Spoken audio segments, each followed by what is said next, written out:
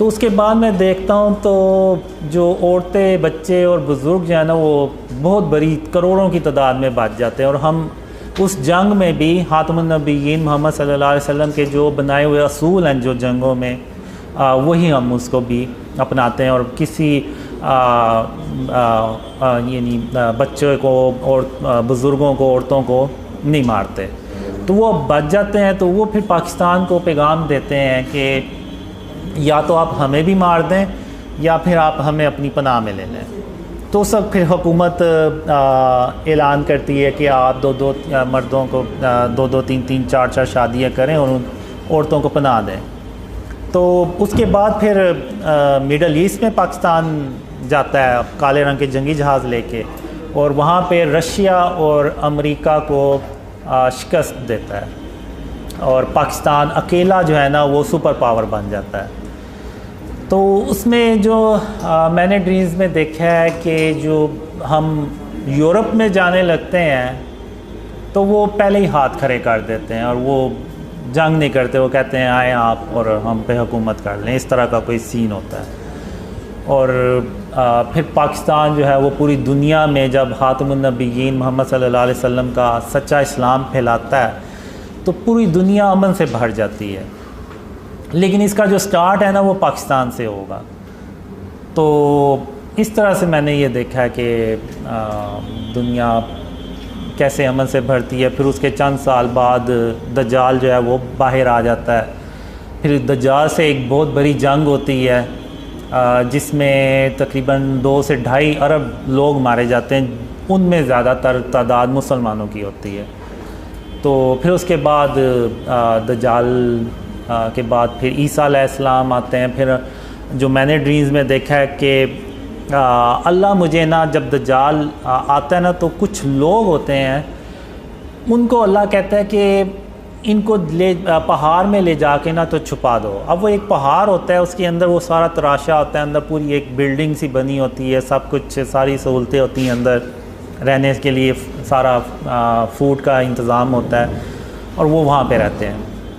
और मैं उनसे कहता हूँ कि जब तक मैं ना हूँ आप लोगों ने इधर ही रहना है। तो फिर जब मैं दोबारा जाता हूँ तो वो ट्रेन पे उनको बिठाता हूँ और फिर वो ट्रेन पे हम जब जा रहे होते हैं तो याजूज माजूज रास्ते में हमारी ट्रेन पे अटैक करते हैं। तो अल्लाह जो है वो हमें बचा लेता है याजूज माजूज से भी। और फिर हम ईसा अलैहिस्सलाम के पास पहुँचते हैं और फिर ईसा अलैहिस्सलाम के साथ रहना शुरू हो जाते हैं।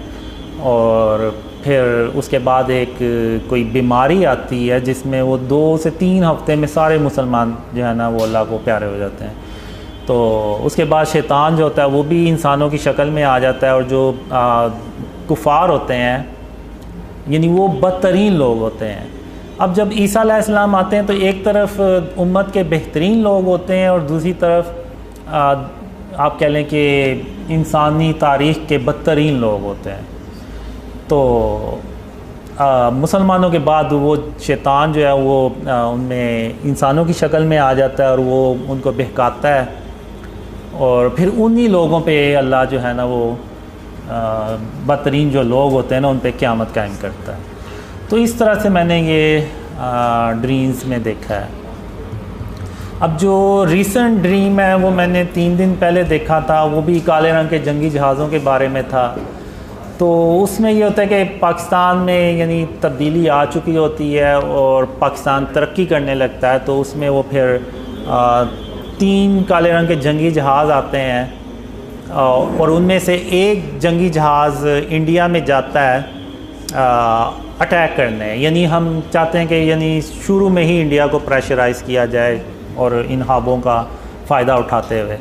तो एक जंगी जहाज़ जाता है लेकिन इंडिया अलर्ट हो जाता है और वो काफ़ी यानी जहाज़ अपने भी उड़ाता है।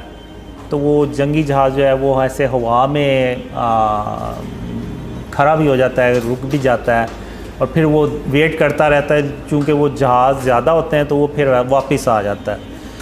तो जब वो वापस आता है तो इंडिया जो है वो जैसे मैच जीतने के बाद पाकिस्तान से वो शोर शराबा करते हैं और हल्ला गुला करते हैं, तो उसी तरह उनके जो सारा करते हैं और उनके जो जहाज़ होते हैं वो भी ऐसे स्टंट करते हैं कि देखो हमने तुम्हारा जो जंगी जहाज़ आया था उसको भगा दिया है। तो लेकिन वो जो जंगी जहाज़ है ना वो ऐसे वापस आके ना तो ऐसे नीचे बहुत नीचे परवाज़ करता है। तो यानी इसमें मैं पहली बार यानी देखता हूँ कि वो जंगी जहाज़ ऐसे हवा में रुक भी जाते हैं और ऐसे बहुत लो फ्लाइट करते हैं। जैसे अब ये एक बिल्डिंग है और इधर नीचे इस लेवल पे घर होंगे, तो वो जंगी जहाज़ जो है ना वो रेजिडेंशल एरिया से ऐसे गुज़रता हुआ जाता है ऐसे। वरना नॉर्मली जो मिलिट्री जेट फाइटर्स होते हैं वो इस इतनी लो परवाज़ पे रेजिडेंशल एरिया से नहीं गुज़रते, लेकिन वो गुज़र आता है। तो मैं कहता हूँ कि ये तो यानी बड़ी टेक्नोलॉजी है इस जहाज़ में, ना सिर्फ जहाज़ में बल्कि वो पायलट्स में भी होती है, जाहिर सी बात।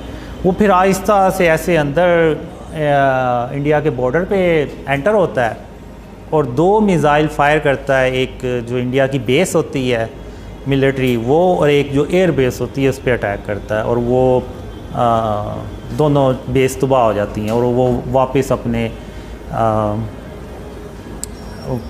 वापस पाकिस्तान आ जाता है और उनको इंडिया को पता भी नहीं चलता कि कोई आया है और अटैक करके चला गया। तो वो इरफान भाई ने बताया कि जब वो जहाज़ बहुत ही लो फ्लाइट पे जा रहा तो इवन वो रेडार्स जो है ना वो भी डिटेक्ट नहीं कर पाते।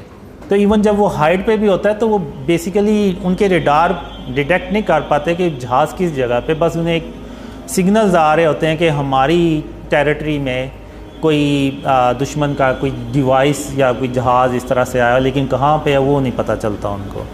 तो इस तरह से वो फिर वापस आता है और फिर वो जो ब्लैक जेट फाइटर्स के पायलट्स होते हैं वो आते हैं, तो वो हम उनसे बात कर रहे होते हैं, तो वो ड्रीम वहीं ख़त्म हो जाता है। तो ये लेटेस्ट ड्रीम ये है। रिसेंटली ड्रीम्स आते हैं, इमरान खान के बारे में भी आए, तो लेकिन एक चीज़ है कि जब तक इस मुल्क को शिर्क और इसकी इक़साम से पाक नहीं किया जाएगा ना, ये मुल्क नीचे चलता जाएगा। लोग मुझसे पूछते हैं तो मैं वो बस उसी बेस पे कहता हूँ कि जब तक हम शिर्क से इस मुल्क को पाक नहीं करेंगे तो अल्लाह की मदद भी नहीं आएगी। अल्लाह की मदद नहीं आएगी तो इसका मतलब है कि ये मुल्क मज़ीद नीचे चलता जाएगा। तो जो मुझे लग रहा है कि मैं कहना नहीं चाहता, लेकिन मुझे यही लग रहा है कि ये मुल्क में मज़ीद मसाइल पैदा होंगे, मज़ीद डॉलर्स का मसला होगा, इकोनॉमी का और पॉलिटिकल स्टेबिलिटी आ भी जाए तो कोई मुझे नहीं लग रहा कि कोई इकोनॉमी इसकी बेहतर होगी। तो जो नवाज शरीफ के बारे में जो ड्रीम्स थे उसमें वो आएंगे पाकिस्तान दोबारा वापस,